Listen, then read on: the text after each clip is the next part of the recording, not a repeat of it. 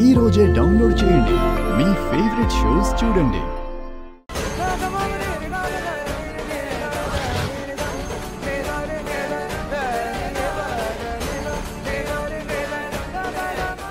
డబ్బులు తిరిగి చెల్లించకపోతే తాతయ్యను పోలీసులు అరెస్ట్ చేస్తారు.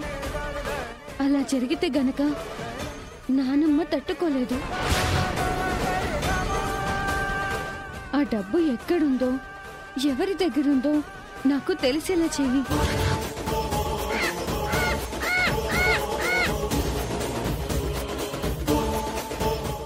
అమ్మా, చిలకమ్మ నాకు దారిని చూపించబోతుంది. ఇదంతా నీదే. నేను చిలకమ్మతో బయలుదేరుతానమ్మా.